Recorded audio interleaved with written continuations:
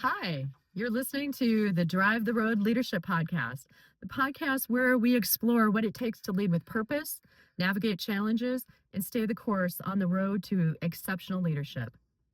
Every leader's journey is their own, but when you set your visions, expectations, and goals, growth naturally follows and drives you forward. It's time to take the wheel of the leadership journey. Let's hit the road. Well, hello, everyone. My name is Paul Laney. I am the retired sheriff from Cass County, North Dakota. I'm also a justice specialist with Elevatus Architecture, and I'll tell you a lot more about them here in a little bit.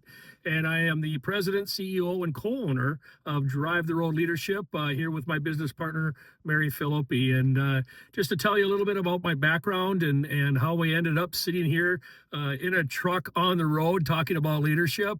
I am a West Fargo, North Dakota kid, born and raised in the Fargo-Moorhead, West Fargo area of North Dakota, Minnesota. I started kindergarten in West Fargo, North Dakota, and I graduated high school in 1984 from West Fargo High School. Literally right after graduation, I left and proudly served my country as a United States Marine for 4 years.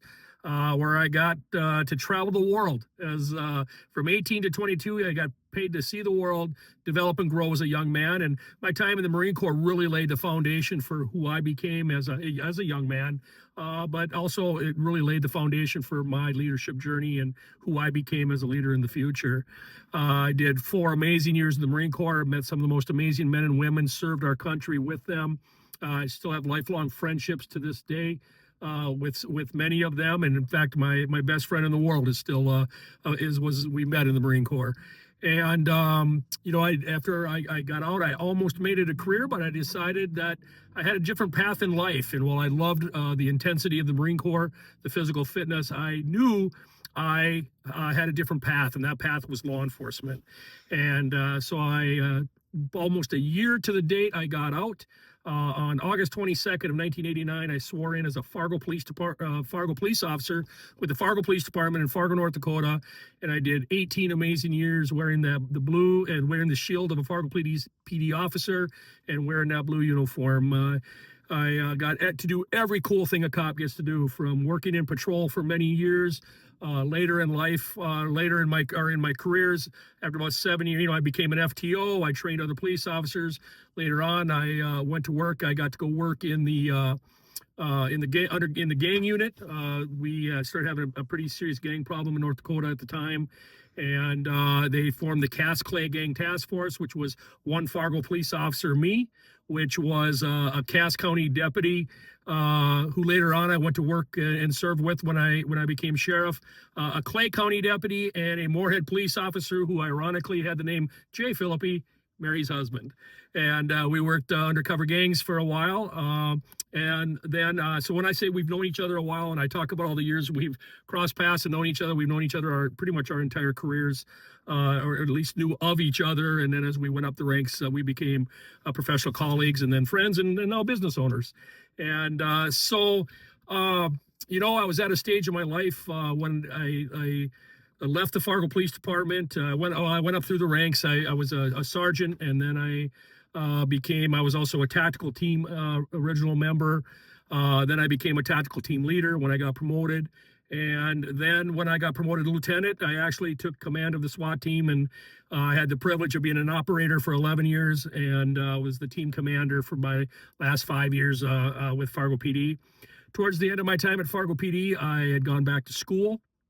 I was a lieutenant at the Fargo Police Department. I knew I wanted my career to grow, and I had never gone to college other than some classes and some things in the Marine Corps that I had done, and some basic courses I had taken when I first got out. But I knew I wanted to empower myself to be stronger and better as a leader. And so I went back to school, got my bachelor's degree in management, and then went on. I was having so much fun doing it. I continued right on, got my master's degree in management with a human resources emphasis. And a lot of people thought I was nuts. They were like, "Why are you getting an HR degree? Why would you not get a criminal justice degree?" And I was kind of like, I already know how to be a cop. In fact, I think I do okay. I need to know how to lead people, manage people, and kind of keep us out of those HR ditches if I'm going to be in senior roles. So I finished up my degree, and I was just at a stage of life where I wanted to spread my wings a little bit. And and I decided to run for sheriff. I had looked at the Fargo Police Department. The chief's position had just come open. Chief Magnus had just left. And as I was looking at, I thought, well, I should at least apply in the department that nurtured me, mentored me, and grew me. And so I applied, but I'd also been watching the sheriff's office. And I applied for the chief's job in good faith, but the day they were going to narrow it down to some final candidates, if I made that final cut down, I didn't want to leave them a hole by backing out. So that morning I went in and saw the city administrator, Pat Zavarol, and Mayor Bruce Furness, and told them what I was going to do. And stepped outside, called my team, and hit send on a press release that said Lieutenant Paul Laney has pulled his name from consideration for police chief for the city of Fargo, and he will make a major political announcement this afternoon at 3 p.m. And I knew that would get a lot of people thinking, what is he going to do? And that afternoon, I announced that I was running for Cass County Sheriff. Knew I was running against a 28-year incumbent. And but I just felt, I could be the change agent that I felt was needed. I felt change was needed. And I felt I could be that change agent. So I ran for sheriff, and I guess the public felt the same way because I won by 10%. And woke up the next day and went, oh my God, I am the Cass County Sheriff. So never looked back. I had an opportunity to develop, mentor, and grow an entire organization and bring in my philosophy of drive the road leadership.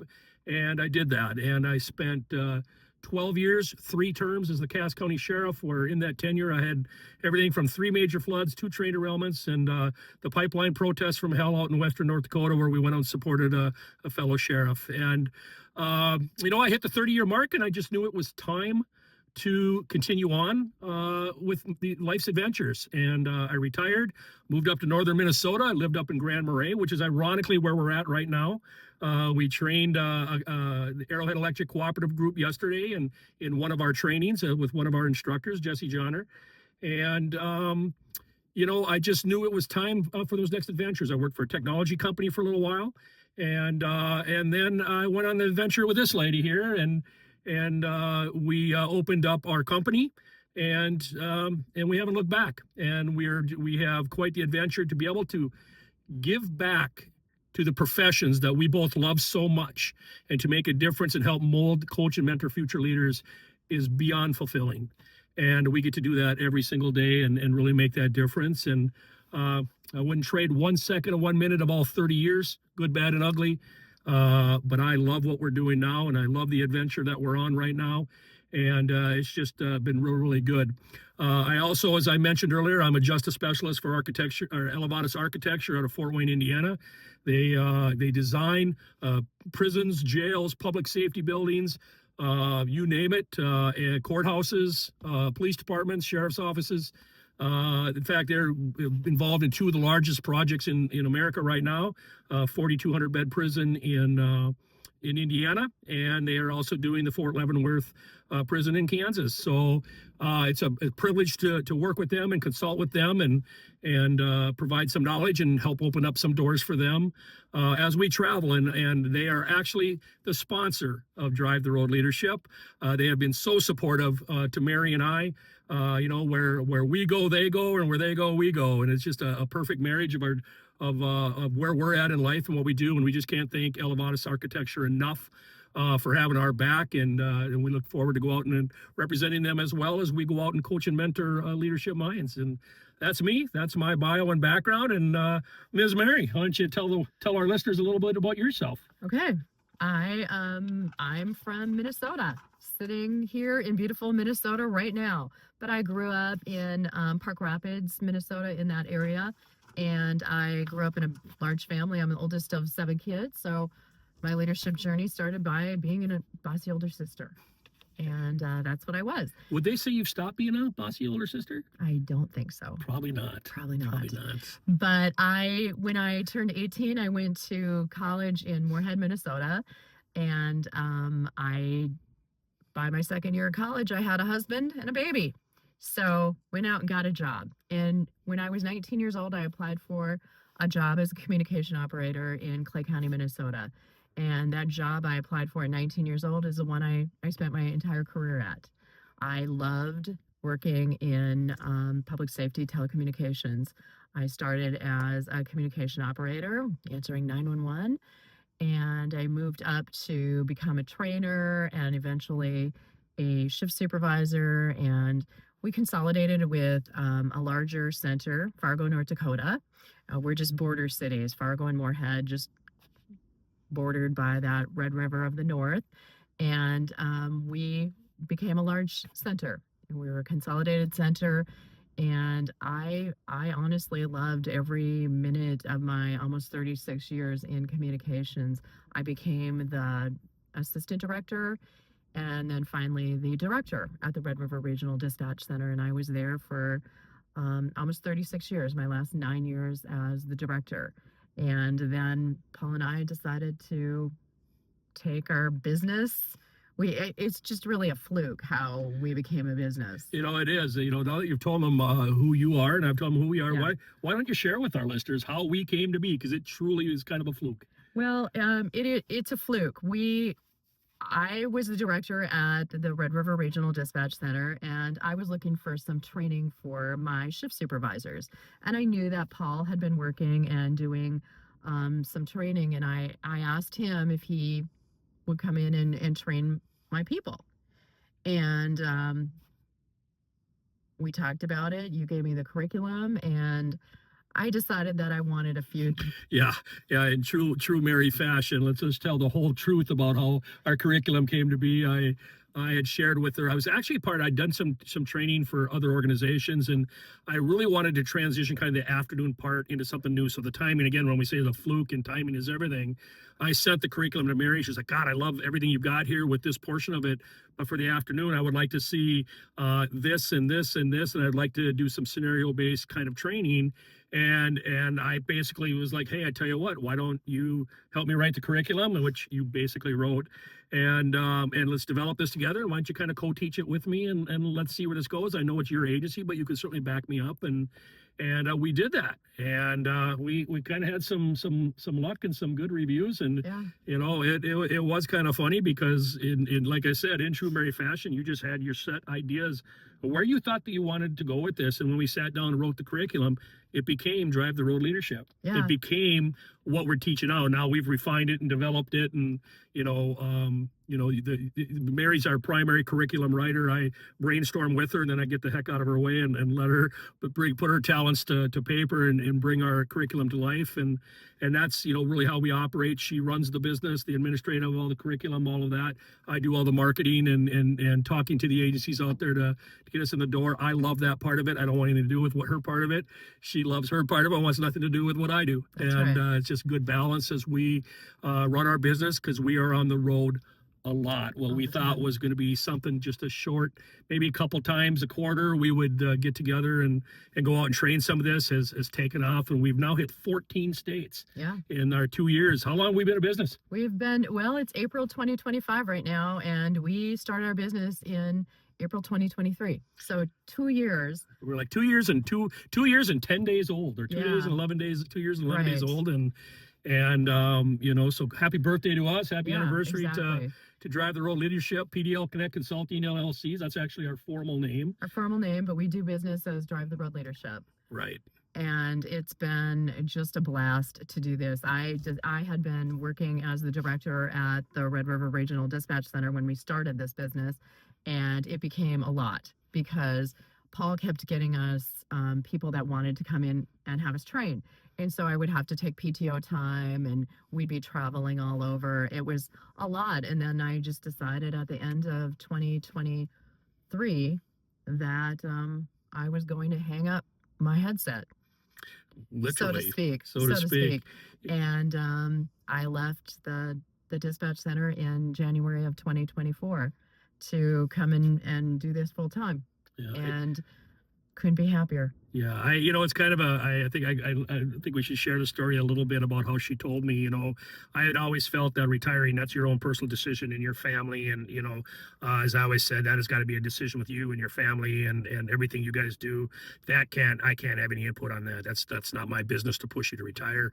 And I said, I used to always tell her, we either got to pull the reins back on this or unleash the ponies. And you're like, I know this is going to be the future, but obviously, you've been in that business for almost 36 years. years. Yep. That's a heck of a career to just decide you're gonna walk away from. And I loved it. And you loved every I bit did. of it. I loved it. Up until the day I left, I loved my job. I was really lucky. When I was a teenager, basically, I applied for the job that I loved my entire life. Yeah, you did. And, I would say we either have to pull the reins back on this or you have to let me unleash the ponies. And you and your sisters and the sister-in-law took your mom on a trip to Finland in September of 2023. Yep. And we had a gig. We had a presentation to do there, a class to do the next week. And I picked you up and you climbed in the truck and you looked at me. She looked me dead in the eye and she said, "Unleash the ponies." I looked at her, I said, "Really?" She said, "Yep, I'm going to retire at the end of the year." And here we are. We haven't looked back. And, I think we both had the privilege to have a career that I never ever felt I had a job. I had a passion I got to go to every day, got paid. I loved it till the second I walked out the door. You felt the same way, as you said. Yeah. And now, as I've said earlier, we get to give back to those professions by being coaches and mentors and trainers, instructors and teachers. And it's very, very fulfilling. And that's just, why a part of, who we are and what we're about and what we hope to do. And, I tell you what, maybe we should tell our listeners what our goals are for this podcast. Well, we decided that we'd like to do a podcast just to give some of the listeners, give them some of the ideas of what our goals were for this podcast would be to tell you about the things that helped make us leaders, tell you about the things that went wrong for us and the things that went right for us. Sometimes that leadership role was a little rough. A little rough. It wasn't always smooth. And sometimes it was smooth, but share our experiences, share our knowledge. And we're hoping that we'll have some things to give you and maybe have some guests on sometimes. Because our company is called Drive the Road Leadership, you see us sitting in a vehicle. It's not running. We're not driving. So don't come for us on that. Yeah, we're not going to be literally on the road. That's right. That's right. We just thought it appropriate if we're going to drive the road and drive the road leadership. Let's do our podcast from the truck that we spend so much time in on the road. Yeah. And but we'll be safe. I promise. We practice what we preach. Right. So if you could see out the back door or about the back window, there is a gorgeous view of Lake Superior here. So we're sitting back into the overlook. Yeah, we're sitting back into the overlook over Grand Marais, Minnesota, where we trained, as we said yesterday, and just excited to be here. And we are, the next few months, we are literally on the road almost weekly. Pretty excited about it. If you're, interested in, and like I said, we're going to do some cool things. We're going to have people on. We're going to share a lot of experiences. And at the same time, if you're ever interested in bringing us in, we have a Drive the Road Leadership Basic class. We have a Drive the Road Leadership Advanced class. We also have some contract instructors that do some things into the tactical world. If you're interested in finding out more about us, go to our Facebook page, Drive the Road Leadership, or go to our webpage, www.pdlconnects with an S.com, and you'll see all about us, and you can reach out to us, and we'd love to come bring our message to your agency, to your corporation, to your company. We do public safety, we do corporate, and we've done an entire hospital system, and we just did an electrical co-op here yesterday. So reach out to us. We'd love to come in and help coach and mentor your future leaders. And we're pretty excited about what we do. We bring the passion, we bring the knowledge and the experience, and we'll bring you our A game every single time. So that is who we are. Anything else? Any parting words for our listeners? I don't think so. All right. Well, we look forward to our next episode. Before we go, I do want to say we'd like to thank our sponsor, Elevatus Architecture, for their continual support of Drive the Road Leadership. You've always had our back, and we are always going to have yours, and we just appreciate all the support you've given us. And, thanks for tuning in. I'm going to say stay focused, keep growing, and enjoy the journey. Leadership built on the road. Leadership is really built on the road ahead of you. So keep driving forward. See you later.